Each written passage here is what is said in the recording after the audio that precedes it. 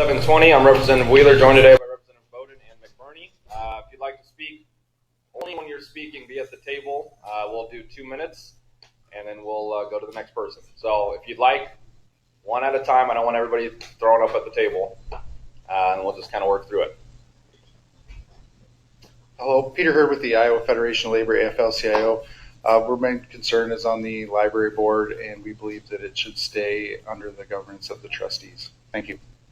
Thank you. Next.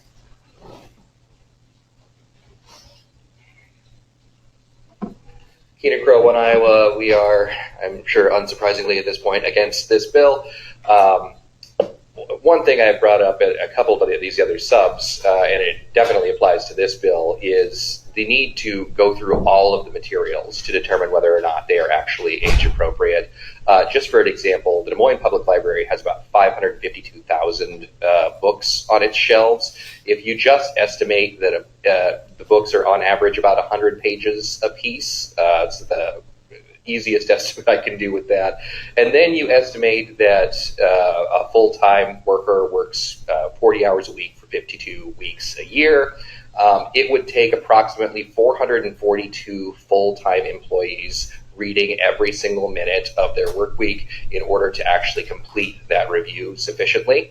I don't see any additional money in this bill in order to accomplish this. I think that that is asking quite a bit of the libraries and is not likely to actually have the intended effect. So we would ask you to oppose this bill. Thanks. Thank you. Next.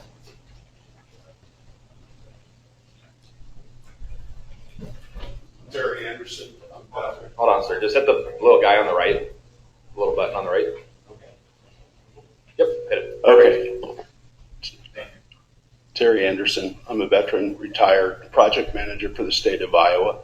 The overhead that you're foisting, as he said, on them, I mean, you also have to have project managers and other people to implement it. You have to have a system to support it.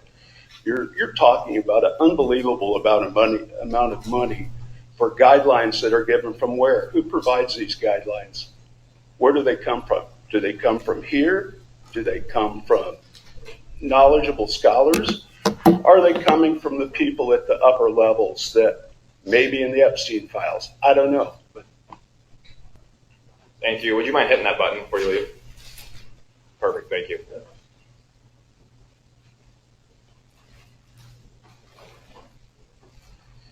Hi, I'm a public librarian in Iowa, and this bill overreaches and takes away local control.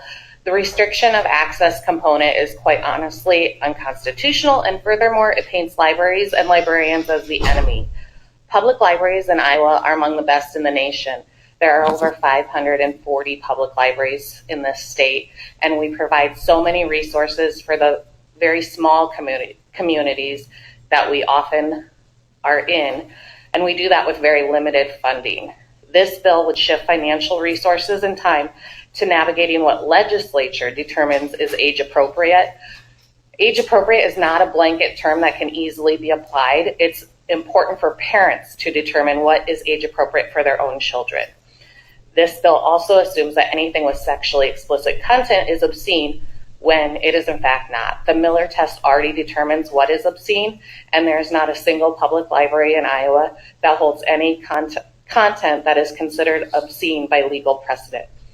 By withholding funding and removing library boards' governing power, this bill seeks to put the public libraries in the hands of city councils rather than the experts who already have that extensive training and experience,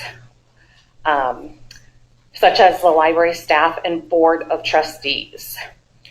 This bill has the potential to destroy Iowa's amazing public libraries and greatly impact those 544 communities where those libraries provide so many important resources. Thank you. Thank you. Anybody else? My name is Kathy Van Manen. I'm the director of the Huxley Public Library, which is also in a 2080 agreement with the Ballard School System, and we function as their middle school library as well. Last night at my Board of Trustees meeting, I introduced this piece of legislation, and they were slightly appalled. They are mayor-appointed, council-approved volunteers that serve the library well. One of my board members is a former councilman, and he literally guffawed at the thought that city councils would be responsible for collections in library development. It's inappropriate, is the word of another councilman, and burdensome from another councilman that I contacted last evening. And I am in strong opposition to this legislation. Thank you. Thank you. Next, right here. Thank you. My name is Chris Stoner, and I'm the director of the Hiawatha Public Library. This bill makes sweeping changes to Iowa's libraries, and I don't have time here to go point by point about how damaging those changes would be to libraries as a public service. So instead, I want to use my time to address some common concerns I've heard expressed to me this week by supporters of these bills. Let me start by saying there isn't a single person in this room who wants children to be exposed to sexually explicit books. In my 7 years of working the checkout desk at a library, not once have I had a child try to check out an item that I wouldn't be comfortable handing to my own kids. Kids want to read their Cat Ninja books, not wander through the adult section looking for spicy content. Supporters of these bills argue that the presence of a few sexually explicit passages in a book that is located in a public space used by children and adults is inherently dangerous to children. But by that logic, was my childhood church endangering children by having multiple copies of the Bible on every pew? I don't think anyone here would make that argument.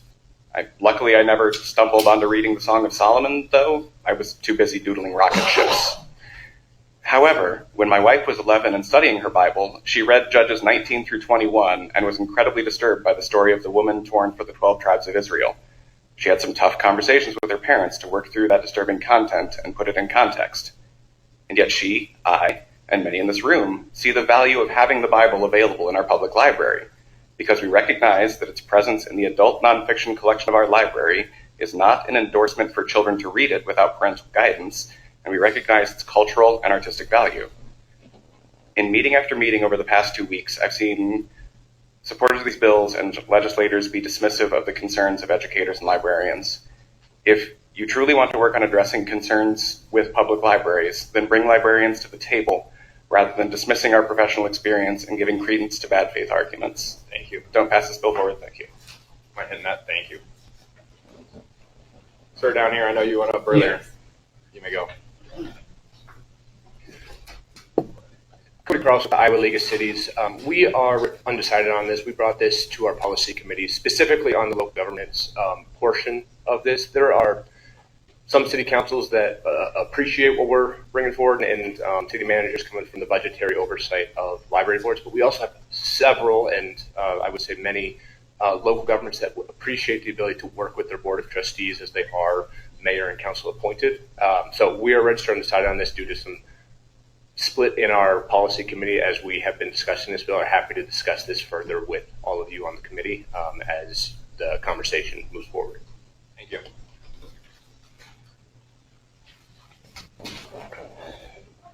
Good morning. My name is Leslie Noble. I'm here today on behalf of the Iowa Library Association, which is opposed to HSB 720.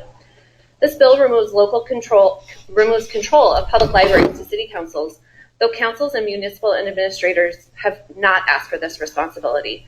In fact, many do not have the time or the expertise to manage daily library decisions. When a similar bill was introduced in 2024, not a single one of the 214 surveyed elected or appointed officials indicated that they were in favor of this measure. Most importantly, this bill removes a city or municipality's ability to determine the governance structure that best fits its community, effectively stripping local control. HSB 720 would end confidentiality of minor library records from parents and guardians. Libraries already provide parents and guardians with options to supervise and guide their child's use of library resources. This bill would require libraries to make determinations about complex custodial arrangements and retain information about individuals who are not library users. This places libraries in the position of assuming responsibility for people with whom they have no contractual relationship and exposes them to greater legal liability. HSB 720 is another bill that wants to regulate problems that don't exist. Illegal content is already illegal. Libraries do not provide unlawful materials, and existing state and federal laws prohibit the distribution of obscene or illegal content to minors. Libraries have established policies and procedures to manage materials, address concerns, and respond to challenges. Parents have the ability to guide and supervise their own children's library use. This bill replaces local control and professional standards with a rigid framework that will punish libraries and harm communities across Iowa. This is one of several unnecessary, counterproductive anti-library bills in the legislature this year. Libraries and library workers are not the enemy. We are the hearts of our communities, serving people every day. We provide resources for learning and entertainment. We offer programs that enrich minds and strengthen families. Thank you. We have time for one more.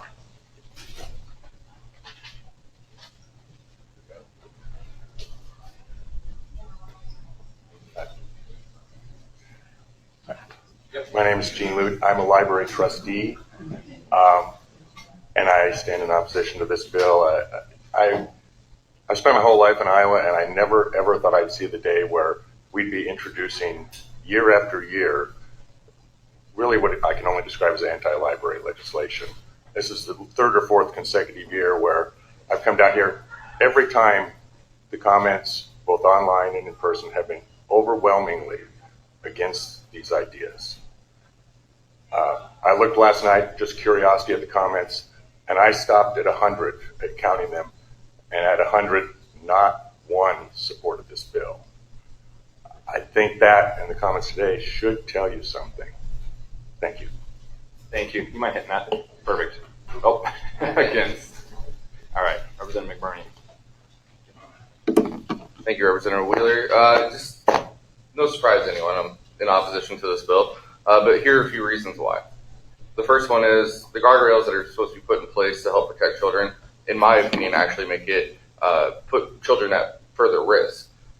When you look at the bill itself, it claims that any parent or guardian has access to requesting a minor child's library records. This includes non-custodial parents. This includes parents who may have restraining orders.